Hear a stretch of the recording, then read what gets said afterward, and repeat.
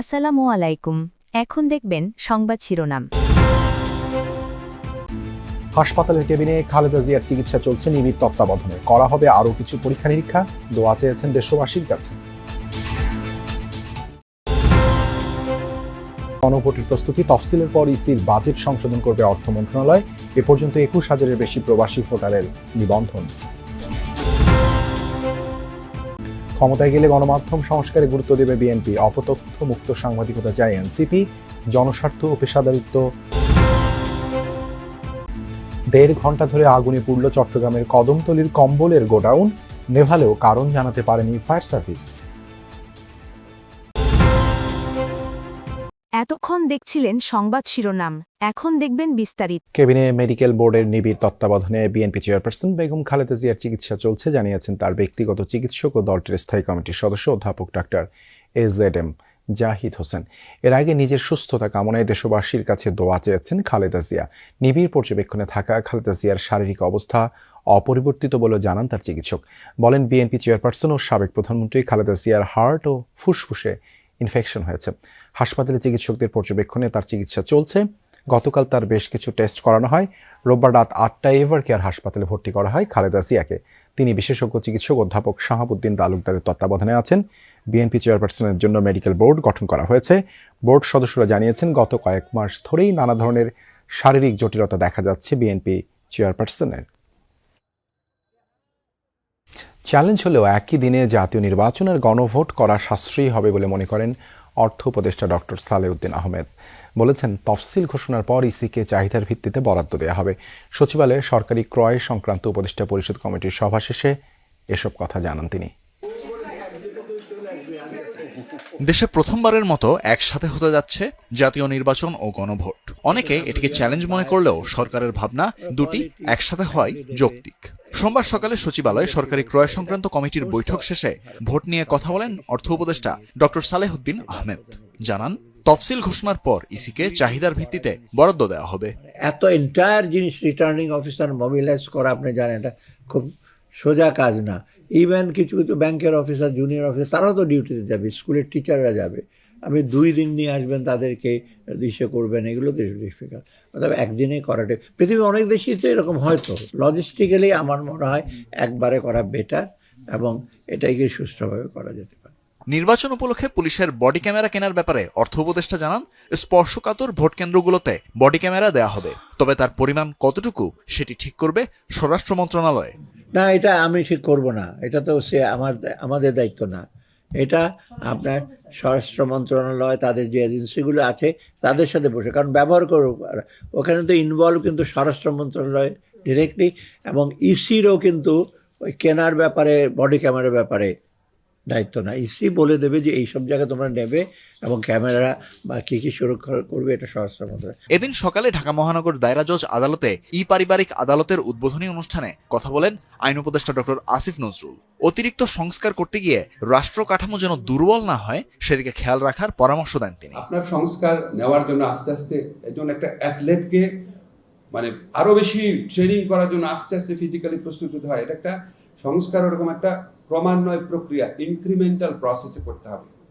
আমাদের এখানে সংস্কার চিন্তা থাকতে হবে, এবং এটা কিছুটা আরেকটু বাস্তবচিত হতে হবে। আইন উপদেষ্টা বলেন, শুধু আইন মন্ত্রণালয়ে 21টি সংস্কার আনা হয়েছে। বিচার বিভাগে যে সংস্কার হয়েছে তাতে আগামী 5 বছরে মামলার সংখ্যা 50% কমবে বলে আশা প্রকাশ করেন তিনি। অন্যতম স্বপ্ন হচ্ছে যাওয়ার আগে 64টা জেলায় লিগালি ম্যান্ডেটরি করে দিয়ে যাব। আসন্ন সংসদ নির্বাচনে ভোট দিতে পোস্টাল ভোট বিডি অ্যাপে 6 দিনে 21,000-এর বেশি প্রবাসী নিবন্ধন করেছেন। এর মধ্যে সবচেয়ে বেশি নিবন্ধন করেছেন দক্ষিণ কোরিয়ার প্রবাসীরা। জেলা হিসেবে ঢাকা ও আসন হিসেবে এগিয়ে রয়েছেন চাঁপাইনবাবগঞ্জ 3-এর প্রবাসী বাংলাদেশিরা। দুপুরে আগারগাঁও নির্বাচন ভবনে প্রবাসী সহ 4 শ্রেণীর ভোটারদের পোস্টাল ব্যালট ব্যবস্থাপনা নিয়ে ডাক বিভাগের সঙ্গে বৈঠক শেষে পোস্টাল ভোট বিডি অ্যাপের সবশেষ তথ্য তুলে ধরা হয়। এ সময় প্রধান নির্বাচন কমিশনার সহ অন্য কমিশনাররাও উপস্থিত ছিলেন।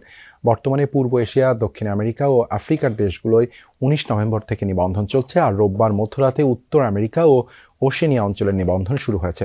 সব মিলিয়ে এসব অঞ্চলের 68টি দেশে প্রবাসী বাংলাদেশি ভোটারদের নিবন্ধন অ্যাপে চলমান রয়েছে।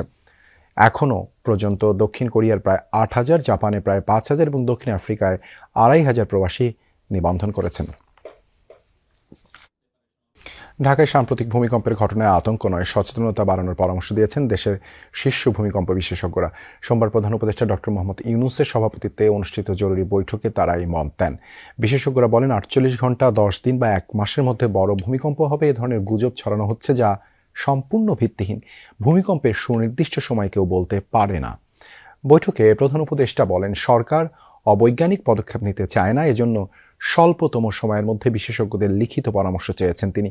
একই সঙ্গে টাস্কফোর্স ও বিশেষজ্ঞ কমিটি গঠনের কাজ চলছে বলেও জানান। বিশেষজ্ঞরা বলেন বাংলাদেশ বড় ভূমিকম্প প্রবণ এলাকা নয়, তবে পর্যাপ্ত প্রস্তুতি জরুরি।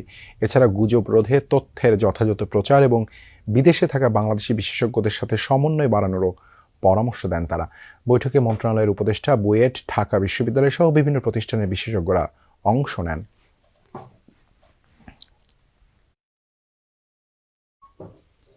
ভূমিকম্পের পর রাজধানীতে চিহ্নিত ঝুঁকিপূর্ণ 300 ভবনের জন্য ব্যবস্থা নিচ্ছে রাজুক। এক সেমিনারে এই তথ্য নিশ্চিত করেছেন সংস্থাটির চেয়ারম্যান। অনুষ্ঠানে গৃহায়ন ও গণপূর্ত উপদেষ্টা জানিয়েছেন পরিকল্পিত নগর বাস্তবায়নে রাজুকের ক্ষমতা বাড়াতে দ্রুতই পদক্ষেপ নেবে সরকার। আর পরিবেশ উপদেষ্টা সুপারিশ করেন এলাকাভিত্তিক ঝুঁকি নিরূপণে দ্রুত পদক্ষেপ গ্রহণের। সাম্প্রতিক ভূমিকম্প একের পর এক আফটারশক আরও একবার সামনে এনেছে নগর ঢাকার ঝুঁকি। এরই প্রেক্ষিতে রাজধানী উন্নয়ন কর্তৃপক্ষ আয়োজন করে ভূমিকম্প ঝুঁকি হ্রাসে প্রস্তুতি ও করণীয় শীর্ষক সেমিনার ও মতবিনিময় সভা। ভূমিকম্পের সময় এই ধরনের জলাশয় জলাভূমিতে আপনি যত ধরনের ইঞ্জিনিয়ার স্ট্রাকচার বানান, সেটা লিকুইফেকশন এবং অন্যান্য কারণে সেগুলো ধসে পড়তে পারে। আর্থকোয়েকে যত লোক মারা না যায় তারপরে বেশি লোক মারা যায়। সেই বিল্ডিংগুলোকে মার্কিং করে সবুজ, হলুদ, লাল এরকম মার্কিং করে ব্যবস্থা নিতে হবে। সবাই গৃহায়ন ও গণপূর্ত উপদেষ্টা দুর্যোগের ঝুঁকি কমাতে জনগণের প্রস্তুতির পাশাপাশি সরকারি সংস্থাগুলোর সম্মিলিত উদ্যোগের উপর জোর দেন। এই ভূমিকম্পের ক্ষেত্রেও, ভূমিকম্পের প্রস্তুতির ক্ষেত্রেও, ঝুঁকি কমিয়ে আনার ক্ষেত্রেও আমরা সেটা পালন করতে পারবো।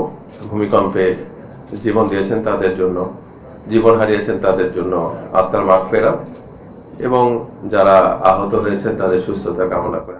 পরিবেশ উপদেষ্টা রিজওয়ানা হাসান সুপারিশ করেন এলাকা ভিত্তিক ঝুঁকি নিরূপণ ও দ্রুত কার্যক্রম গ্রহণের। বড় কিছু যে হলেও যেন আমরা প্রস্তুত থাকতে পারি, বড় কিছু যে হতে পারে এটার তো একটা বার্তা আসলো, আমরা যেন প্রস্তুত থাকতে পারি সেটার জন্য সকলেই আমরা রাজুককে এবং অন্যান্য সংস্থাকে সহায়তা করি। অনুষ্ঠানে রাজুক চেয়ারম্যান জানান পরপর কয়েক দফায় ভূমিকম্পের পর ঝুঁকিপূর্ণ বিবেচনায় 300 ছোট বড় ভবন চিহ্নিত করা হয়েছে। এসব ভবনের জন্য দ্রুত নেওয়া হবে প্রয়োজনীয় ব্যবস্থা। 300-র মতো ভবনকে আমরা চিহ্নিত করতে পারছি। এরপরও কিন্তু আমাদের চলমান আছে প্রক্রিয়া, যেগুলো আমরা কিভাবে ইমিডিয়েট এগুলোকে সংশোধন করবো। ওই যে রেট্রোফিটিং শুনলেন, বা কোনটা একদম ভেঙে ফেলতে হবে, কোনটা রাখা যাবে, এই কাজটা আমাদেরকে অতি দ্রুত করতে হবে। যারা ইন্সপেক্টর এবং এই মনিটরিংয়ের দায়িত্বে আছেন, তারা যদি তাদের দায়িত্ব পালনে কোনো ব্যত্যয় করেন, এ ব্যাপারে তাদের বিরুদ্ধে কঠিন ব্যবস্থা নেওয়ার জন্য, এবং এটা আমরা মন্ত্রণালয়ের পক্ষ থেকেও মনিটরিং করব।